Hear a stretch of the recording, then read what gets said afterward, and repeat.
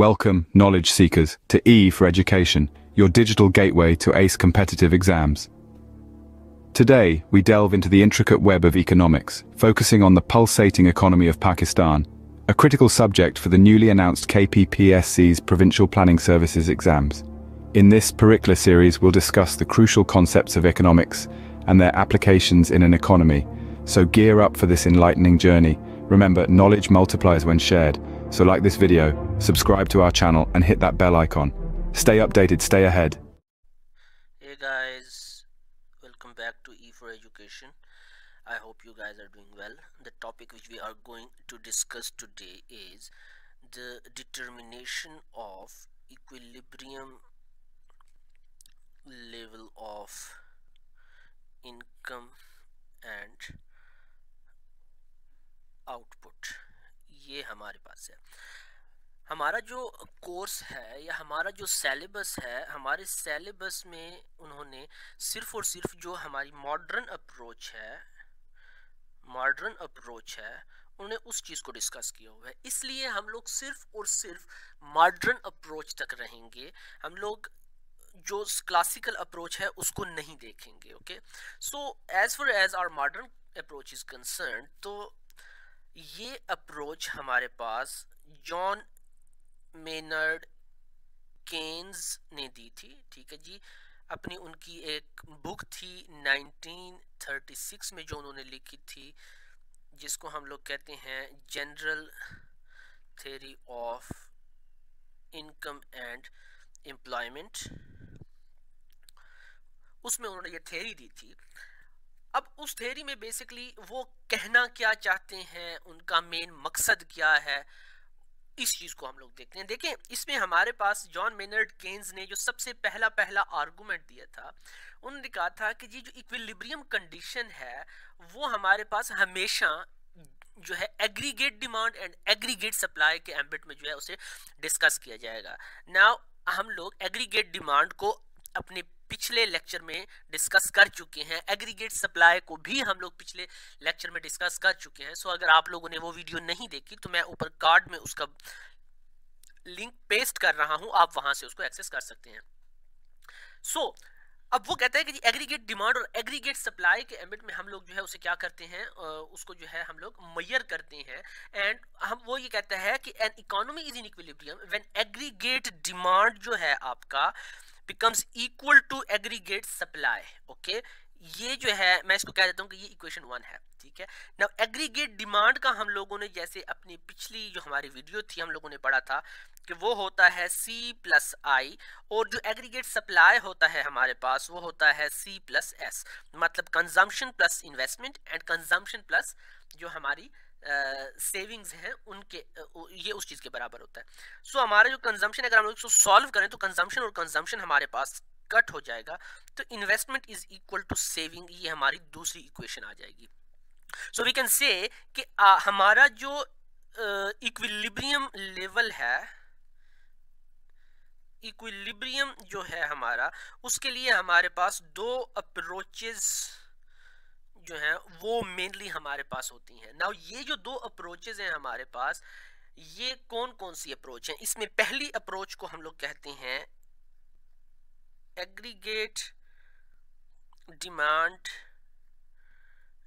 Aggregate supply approach, और जो दूसरी है हमारे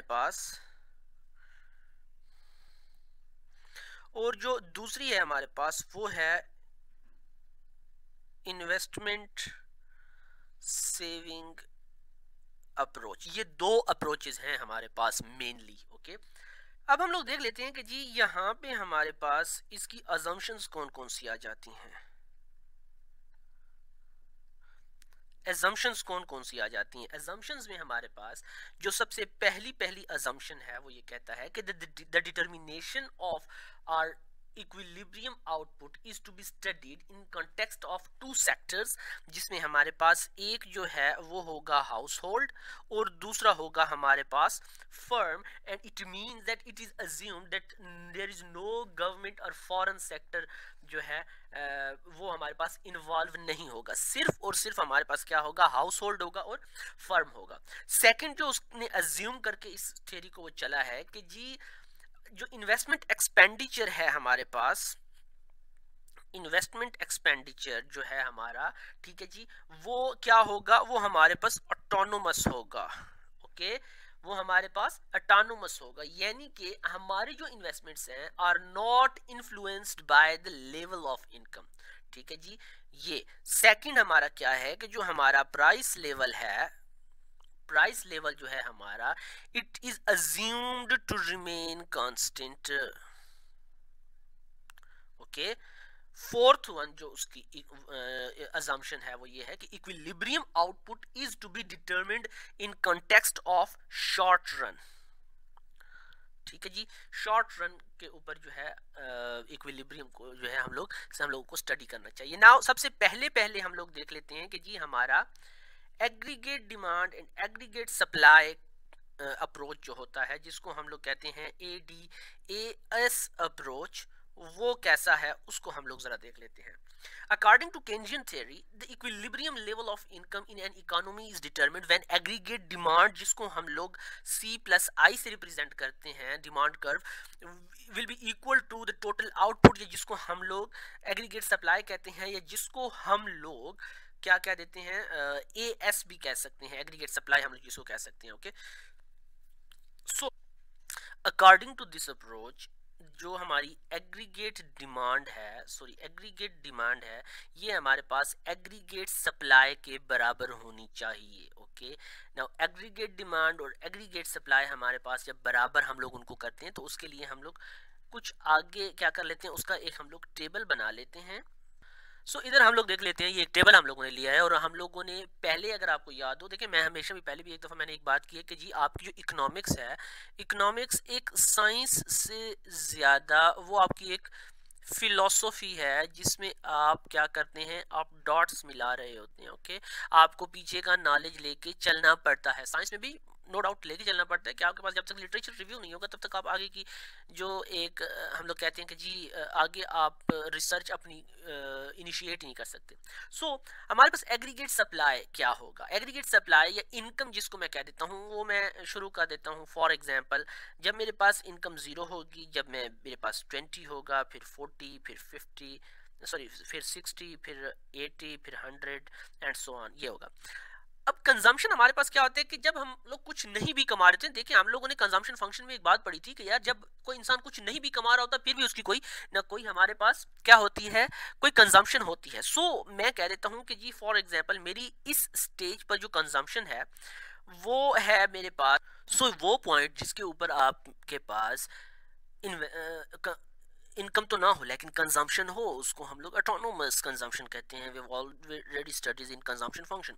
सो मैं कहता हूँ कि जी मेरी जो कंजम्पशन है वो 30 से स्टार्ट होती है, और हम लोगों ने ये भी देखा था कि जैसे जैसे हमारी इनकम बढ़ती रहती है उस तरीके से हमारी कंजम्पशन नहीं बढ़ती बल्कि कंजम्पशन उससे कम बढ़ती है। सो हम लोग क्या कर लेते हैं, 80, ये हमारी कंजम्पशन लाइन आ गई। और जो हम लोगों ने ये चीज़ डिस्कस की थी वो हम लोगों ने साइकोलॉजिकल लॉ ऑफ कंजम्पशन था, उसमें हम लोग ये चीज़ डिस्कस की थी। ओके, अब हमारे पास आ जाते हैं इन्वेस्टमेंट। इन्वेस्टमेंट हमारे पास क्या होगी, ऑटोनोमस इन्वेस्टमेंट होगी, जिसका आपकी इनकम और आउटपुट से कोई ताल्लुक नहीं होगा, और वो इन्वेस्टमेंट जो कि हमारे पास कांस्टेंट होती है, जिसका आपकी इनकम से कोई ताल्लुक नहीं होता, उसको हम लोग ऑटोनोमस इन्वेस्टमेंट करते हैं। इसके अलावा वो इनकम जो आपकी इन्वेस्टमेंट के साथ या आपकी इनकम के साथ बढ़ती या घटती रहती है, उस इन्वेस्टमेंट को हम लोग क्या कहते हैं, उसको हम लोग कहते हैं इंड्यूस्ड इन्वेस्टमेंट्स। ओके, सो ये हमारे पास, मैं इसको कह देता हूँ फॉर एग्जांपल, ये हमारे पास 20 20 20 20 20 और 20 रहेगी। नाउ अब हमारे पास क्या है, हमारी जो एग्रीगेट डिमांड है हमारे पास, वो क्या होगी, वो होगी हमारे पास 30 + 20 50, फिर उसके बाद 60, फिर 70, फिर 80, फिर 90, फिर 100, इसी तरीके से ये सारी जारी होगी। सो ये हमारे पास एग्रीगेट डिमांड का वो आ जाएगा, एग्रीगेट थोड़ा सा बढ़ा देता हूँ, मैं इसको कह देता हूँ 120, यहाँ पे हमारे पास आ जाएगा 90, ओके। जो हमारा इन्वेस्टमेंट है वो रहेगा 20, सो ये हो जाएगा हमारे पास 110, फिर उसके बाद 140, ये 100, ये 20 और ये हो जाएगा 120 हो जाएगा। नाउ अब हमारे पास इसका जो इक्विलिब्रियम पॉइंट आएगा, हम लोगों ने कहा था कि वो पॉइंट जहाँ पे हमारे पास एग्रीगेट डिमांड जो है वो एग्रीगेट सप्लाई के बराबर हो जाए, सो वो पॉइंट हमारे पास कहाँ पे बन रहा है, वो पॉइंट हमारे पास यहाँ पे बन रहा है, ओके। सो क्या है हमारा कि जी A D is equal to A S, ये हमारा क्या बन रहा है, ये हमारा इक्विलिब्रियम पॉइंट बन रहा है असल में। सो अब हमारे पास क्या है, इक्विलिब्रियम पॉइंट तो आ गया। अब हम लोग देख लेते हैं कि जी इसमें हमारा जो क्या कहते हैं उसको, हम लोग इसमें अपना जो कर्व होगा वो कैसे बनाएंगे।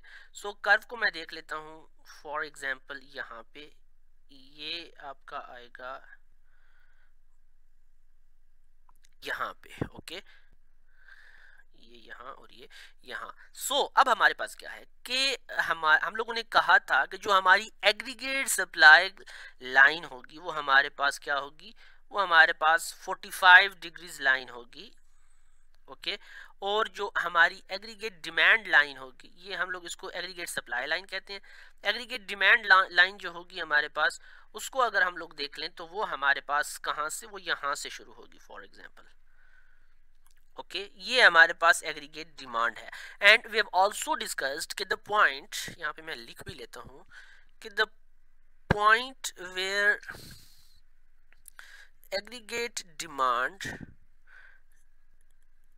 intersects the aggregate supply curve is called as equilibrium, okay. वो हमारे पास इक्विलिब्रियम कहलाएगा। सो जो हमारा ये पॉइंट है ये हमारे पास क्या बन जाएगा, इक्विलिब्रियम बन जाएगा इस पॉइंट के लिए, okay. Now what will happen अगर हमारा एग्रीगेट सप्लाई जो है वो सरपास कर जाए या वो ज़्यादा हो जाए हमारे एग्रीगेट डिमांड से। ऐसे केस में हमारे पास ये होता है कि कुछ जो हमारे जो गुड्स होते हैं, जो हमारे स्टॉक्स पड़े होते हैं, वो क्या होते हैं, वो हमारे पास अनसोल्ड रह जाते हैं। And to clear this unwanted stock, जो प्रोड्यूसर होता है वो ये प्लान करता है कि वो प्रोडक्शन पर जो है वो कट्स लगा देता है, जिसकी वजह से क्या होता है कि जी जो आपका एग्रीगेट सप्लाई होता है वो आपकी एग्रीगेट डिमांड के ऊपर क्या हो जाता है, आपकी एग्रीगेट डिमांड के वो बराबर होता है। और जब भी हमारे पास ऐसा कोई सिनेरियो होता है तो आपको ये पता होना चाहिए कि हमारी जो प्राइसेस होती हैं इस सिचुएशन में वो नीचे आ जाती हैं। मैं आपको कई दफ़ा सोलर पैनल्स की एग्जांपल दे चुका हूँ, जिसको हम लोग एक्चुअली जिनका नाम हमारे पास पीवी सेल्स होता है, फोटोवोल्टाइक सेल्स होता है।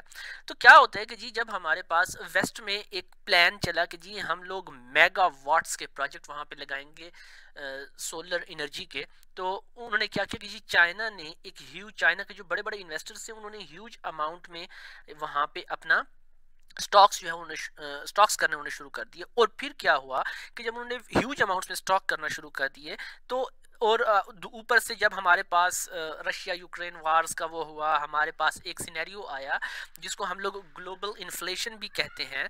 जब वो हमारे पास आया, और ग्लोबल इन्फ्लेशन के ऊपर हम लोग 1 या 2 वीडियोस के बाद अपनी एक वीडियो भी बनाएंगे ग्लोबल इन्फ्लेशन के ऊपर। हम लोग पूरा एक उसका सारा का सारा उसको देखेंगे कि ग्लोबल इन्फ्लेशन कैसे होता है। एंड आई बेट के वो आपको आपके एस्से में भी आपको बहुत ज़्यादा हेल्प आउट करेगा। सो ग्लोबल इन्फ्लेशन के ऊपर जब हम लोग बात करेंगे उसमें भी हम लोग इन चीज़ों को देखेंगे। सो क्या हुआ कि जी जब वेस्ट ने अपने उन प्लान्स को कैंसिल किया तो जो हमारे जितने भी क्या कहते हैं उसको, जितने भी वो इन्वेस्टर्स थे जिन्होंने सारे की सारी सोलर प्लेट्स अपने पास उठा के और जमा की हुई थी, उनके जो ख्वाब थे उनके ऊपर पानी फिर गया। और जिसकी वजह से उन्होंने क्या किया कि फिर उन्होंने अपने उस सब स्टॉक को निकाल के और मुख्तलिफ मंडियों में जो है जो सदरन मंडियां हैं हमारे पास, जिसमें पाकिस्तान आ जाता है, जिसमें आपका इंडिया आ जाता है, जिसमें आपका अफ़गानिस्तान आ जाता है, ईरान आ जाता है, ये जो थे इन्होंने क्या किया, इन्होंने आके और यहाँ पे अपना सारा स्टॉक फेंका। और जब उन्होंने यहाँ पे स्टॉक फेंका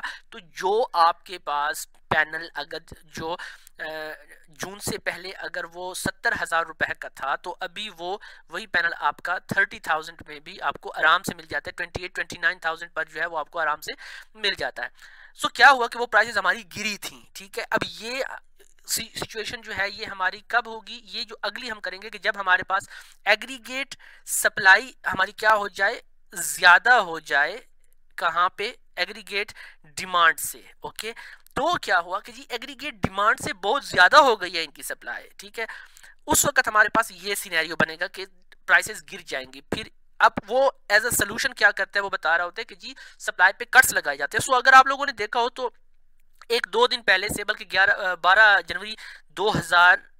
12 जनवरी 2024 के बाद से हमें ये खबरें आ रही हैं कि सोलर की प्राइसेस ऊपर जा रही हैं। सो बेसिकली सोलर की प्राइसेस इसलिए ऊपर जा रही हैं कि पीछे इन्वेस्टर्स ने या जो सप्लायर्स थे उन्होंने अपनी सप्लाई पर क्या लगा दिया है, कट लगा दिया है। सो जो आपको पर वाट 48 एंड 49 रुपीज पर वाट मिल रहा था पैनल, अब वो आपको तकरीबन 54, 55, 57 ये इसके ऊपर जो है आपको मिल रहा होगा। आपने हीमो 6 एक नई टेक्नोलॉजी आई है जो कि तकरीबन 580 वाट्स का पैनल है, उसका आपने सुना होगा। सो 48, 49, 49 से वो जाके और 57, 55 इतने तक वो जा चुका है। सो अब उन्होंने क्या किया, वही जो हम लोग कह सकते हैं कि एक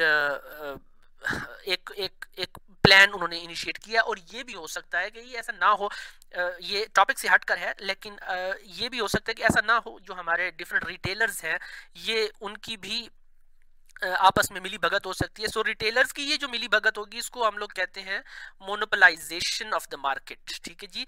कि जी आपने मार्केट को टोटली, अगर ये ऐसा है तो आपने मार्केट को टोटली फ्री नहीं छोड़ा हुआ। आपकी जो प्राइसेस हैं वो आपकी क्या कहते हैं उसको, वो डिमांड एंड सप्लाई के प्रिंसिपल्स के ऊपर नहीं चल रही, बल्कि आपने खुद इन वो करके और आपस में मिली भगत करके और आपने ये डिसाइड किया कि यार हम लोग क्या करते हैं, हम लोग सोलर पैनल्स की प्राइसेस को ऊपर कर लेते हैं। तो ये भी सिचुएशन हो सकती है, ठीक। दूसरा हमारे पास है कि अगर हमारे पास एग्रीगेट डिमांड जो है आपका वो ग्रेटर देन हो जाए आपकी एग्रीगेट सप्लाई से, तो एग्रीगेट डिमांड हमारे पास ज्यादा हो जाए एग्रीगेट सप्लाई से, तो उस वक्त क्या होगा कि आपके पास डिमांड तो होगी, डिमांड तो आपके पास बहुत होगी, लेकिन मार्केट में माल आपके पास नहीं होगा। मार्केट में आपके पास जो कमोडिटी है, कमोडिटी वो शॉर्ट हो जाएगी। ओके, तो ये मसला हो जाएगा ना। फॉर एग्जाम्पल अगर हम लोग देखें दवाइयों में अक्सर हमें सुनने को मिलता है कि जी फलां चीज, फलां दवाई जो है वो शॉर्ट हो गई है, ठीक है जी। लोग उसके पीछे फिर रहे होते हैं लेकिन वो शॉर्ट हो रही है। फिर क्या होता है कि कुछ लोग होते हैं जो कि उसको ब्लैक में बेच रहे होते हैं। वो ब्लैक में बेचने की वजह से जो दवाई 120 रुपए की है वो अब 320 रुपए की बेच रहे होते हैं। तो क्या है कि जी आपके पास डिमांड तो है लेकिन आपकी सप्लाई जो है वो क्या हो गई है, सप्लाई आपकी पीछे से कट हो गई है, खत्म हो गई है, सप्लाई आपकी कम है आपकी डिमांड से। सो प्राइसेस क्या कर जाएंगी, प्राइसेस ऊपर चली जाएंगी आपके पास।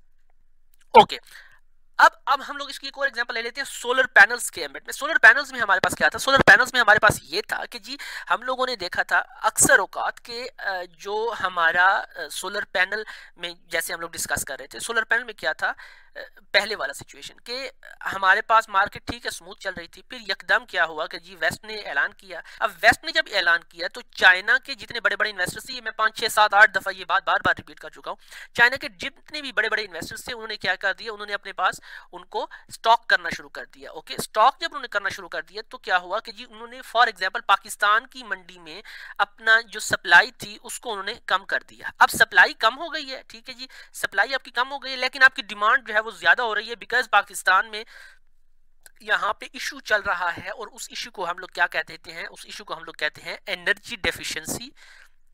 एनर्जी डेफिशिएंसी चल रही है, एनर्जी डेफिशिएंट कंट्री है पाकिस्तान, जिसकी वजह से लोगों ने ये रुझान, लोगों का ये वो है कि जी हम लोग अपनी इस एनर्जी डेफिशिएंसी को पूरा करने के लिए हम लोग सोलराइजेशन की तरफ जाते हैं। सो वहां पे क्या हुआ, आहिस्ता आहिस्ता डिमांड आपकी इंक्रीज होती गई, आपकी सप्लाई चाइना के जो सप्लायर्स हैं उनकी वजह से कम होती गई। सो जो आपको 2022 के स्टार्ट में, जनवरी फरवरी में, बल्कि इवन के 2022 के मिड तक भी जो आपको कम से कम रेट में मिल रहा था, जिसको हम कहते हैं कि जी फॉर एग्जांपल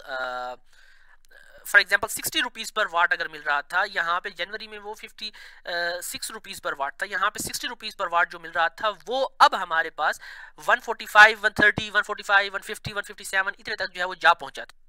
सो क्या है कि जी जब आपकी डिमांड ज्यादा होगी, ओके, तो और आपकी सप्लाई कम होगी तो भी आपके लिए इशू है, ठीक है जी, कि जी आपकी प्राइसेस ज़्यादा चली जाएंगी। जब आपके पास डिमांड जो है वो फॉर एग्जांपल अपनी जगह पे ही ठहरी हुई है, ओके, या डिमांड जो है वो आपकी गिर गई है और आपकी सप्लाई बेहद ज़्यादा है, तो उसकी वजह से क्या हुआ, अब आपका जो प्राइस है वो नीचे आ जाएगी, ओके। सो उसके लिए क्या होगा कि या तो आप अपनी, जब आपके पास सप्लाई ज़्यादा है तो फिर आप क्या करेंगे, फिर आप अपनी सप्लाई पे कट लगाएंगे, और अगर आपके पास डिमांड ज़्यादा है और सप्लाई कम है तो फिर क्या होगा कि जी कंज्यूमर साइड पर क्या होगा, उसकी मजीद डिमांड जो है वो नीचे गिरती जाएगी। सो जो प्रोड्यूसर है वो क्या करेगा, वो ज्यादा से ज्यादा कोशिश करेगा कि जी डिमांड को दोबारा से नीचे लाया जाए, डिमांड को दोबारा से ऊपर लाया जाए, तो जिसकी वजह से वो क्या करेगा, वो प्राइसेस में जो है वो कट करेगा। ये आपके पास एग्रीगेट डिमांड और एग्रीगेट सप्लाई के दो केसेस हम लोगों ने यहाँ पे स्टडी कर ली। ठीक इसी तरीके से जब हम लोग इसी इक्विलिब्रियम की जो सेकंड अप्रोच है जिसको हम लोग कहते हैं सेविंग इन्वेस्टमेंट अप्रोच, ठीक है, तो बेसिकली ये अप्रोच ये कहती है कि जी हमारे पास, देखिए हम लोगों ने जब देखा था कि जी ए डी को हम लोगों ने ए एस के बराबर किया था, उसका मतलब क्या था कि जी हमारी saving plus consumption plus investment, ठीक है, एंड हमारी जो saving plus investment, consumption plus saving जो था, सॉरी, वो हमारे बराबर हो गई थी। जब ये आपस में मैथमेटिकली कट आउट हो गए थे तो हमारी इन्वेस्टमेंट इक्वल टू सेविंग हो गई थी। इट मींस कि जब हमारी एग्रीगेट डिमांड और एग्रीगेट सप्लाई हमारे पास बराबर होती है तो तब हमारे पास इन्वेस्टमेंट और सेविंग भी आपस में बराबर होती है, ठीक है। सो अब क्या होता है कि जी हम अगर फॉर एग्जांपल मैं एक सबसे पहले एक टेबल में बना लेता हूँ, फिर मैं आपको समझा देता हूँ। सो अब हम लोग इधर देखते हैं कि जी हमारे पास वो कौन सा वो पॉइंट होगा कि जहाँ पे हमारी जो इन्वेस्टमेंट है, ओके, ये और हमारी जो सेविंग है ये इक्वल टू है, सॉरी, जो हमारी इन्वेस्टमेंट और सेविंग है वो हमारे पास बराबर हो जाएगी। देखिए इन्वेस्टमेंट हमारे पास सारी की सारी ऑटोनोमस इन्वेस्टमेंट है, ऑटोनोमस इन्वेस्टमेंट है, ओके, जो कि सेम होगी और उसका कोई दारोमदार नहीं होगा हमारे इनकम के बढ़ने या घटने से, ओके। सो हम लोग अगर देखें तो हमारी इन्वेस्टमेंट कहाँ पे, हमारी इन्वेस्टमेंट तो है 20, तो हम लोग देखेंगे हमारी सेविंग जब 20 हो जाएगी तो हमारी सेविंग भी हमारे पास क्या है, 20 है। सो एक ऐसा पॉइंट कि जब हमारी कंजम्पशन 80 हो और हमारी इनकम 100 हो तो उस वक्त हमारी सेविंग भी 20 होगी और हमारी इन्वेस्टमेंट भी 20 होगी। और ये जो पॉइंट है हमारे पास, ये पॉइंट, ये हमारे पास क्या है, ये पॉइंट बेसिकली हमारे पास हमारे इक्विलिब्रियम पोजीशन को जो है वो क्या करता है, जाहिर करता है, ओके। ये हमारा इक्विलिब्रियम पोजीशन को जाहिर करता है। अगर हम लोग इसका ग्राफ बनाएं तो वो ग्राफ कैसे बनेगा, देखिए हम लोगों ने कहा कि जी हमारी एक ऑटोनोमस कंजम्पशन जरूर होती है कि जब हमारी इनकम जो है वो जीरो होगी तब भी हमारी इन्वेस्टमेंट जो, सॉरी, कंजम्पशन जो है वो होगी हमेशा। ये हम लोगों ने पहले भी कंजम्पशन फंक्शन में भी हम लोगों ने चीज पढ़ी हुई है। सो अब हम लोग अगर देखें कि जी वो कैसे होगा तो ये कुछ ऐसे होगा कि ये हमारे पास इस हमारा वाई एक्सिस आ जाएगा और ये आ जाएगा हमारा एक्स एक्सिस। एक्स एक्सिस पे हमेशा हम लोग क्या लेंगे, रियल जीडीपी लेंगे, या जिसको हम लोग हमारी इनकम कहते हैं वो होगी। वाई एक्सिस पे हम लोग क्या लेंगे, हमारी सेविंग और इन्वेस्टमेंट लेंगे हमेशा, ओके। अब हम लोगों ने कहा था कि हमारी जो इन्वेस्टमेंट है, हमारी इन्वेस्टमेंट क्या है, वो हमारे पास ऑटोनोमस है, ऑटोनोमस इन्वेस्टमेंट है, ठीक है, यानी कि वो सेम है और वो हम लोगों ने 20 रखी थी, तो ये हमारे पास 10 हो गया, ये हमारे पास 20, ये 30। सो हमारी जो सेविंग होगी वो क्या रहेगी, वो हमेशा क्या होगी, 20 ही रहेगी। ये हमारे पास हमारी सेविंग की लाइन है, सॉरी इन्वेस्टमेंट की लाइन है, हम रियली सॉरी, इन्वेस्टमेंट की लाइन है। इन्वेस्टमेंट हमारे पास क्या होगी, वो 20 ही रहेगी, जो कि ऑटोनोमस इन्वेस्टमेंट है हमारे पास, ओके। उसके बाद हम लोग देख लेते हैं कि जी अगर हमारे पास हमारी सेविंग जो है, इन्वेस्टमेंट जो है हमारी, वो हमारे पास ऑटोनोमस है, तो हमारी सेविंग कैसे होगी। देखें सबसे पहले पहले तो हमारी सेविंग तो नेगेटिव में जा रही थी वहां पे, तो हम लोग नेगेटिव से ही उसे, सॉरी, ये यहाँ से हम लोग उसको नेगेटिव से ही शुरू करके और उसको ऊपर ले जाएंगे, ओके। ये हमारे पास सेविंग की है, जहाँ पे ये जो पॉइंट है ये वो उस नेगेटिव पॉइंट को बता रहा है कि जी हमारी ये किस तरीके से जो है चेंज होती रहेगी हमारी इन्वेस्टमेंट। नाउ अब हम लोग देख लेते हैं कि वो क्या सीन होगा या वो क्या मौका होगा कि जब हमारे पास सेविंग जो है, अगर for example what would happen when our saving will increase our investment. Okay, हमेशा ये होता है कि जी हमारा जो माइक्रो इकोनॉमिक्स है उसमें तो जो माइक्रो ज़ाहिर इंडिविजुअल लेवल पर है तो उसमें सेविंग को बड़ी अहमियत दी जाती है कि जी सेविंग हो रही है तो बस बल्ले बल्ले हैं, मज़े हैं, ठीक है जी। लेकिन अगर हमारे पास मैक्रो इकोनॉमिक्स में है और सारे के सारे लोग सेविंग करने लग गए हैं तो उससे एक नुकसान ये होगा कि जी आपकी खरीदो फरोख्त नहीं होगी, और जब आपकी खरीदो फरोख्त नहीं होगी तो क्या होगा, आपकी मार्केट नीचे आती जाएगी। ओके, और हमेशा ही ऐसे होता है कि जब भी कोई इकोनॉमिक केओस आता है तो मार्केट सबसे पहले नीचे जाती है, और मार्केट सबसे पहले नीचे जाने का सबसे बड़ा मसला इसलिए होता है क्योंकि लोग कंज्यूम करना छोड़ देते हैं और अपने बुरे वक्त को भांपते हुए वो क्या करते हैं, वो सेव रखते हैं अपनी चीज़ों को। ओके, सेविंग करना शुरू कर देते हैं। सो व्हेन हमारी जो सेविंग्स हैं वो हमारे पास ज़्यादा होंगी तो एग्रीगेट एक्सपेंडिचर जो है हमारा, ओके, हमारी जो कंजम्पशन है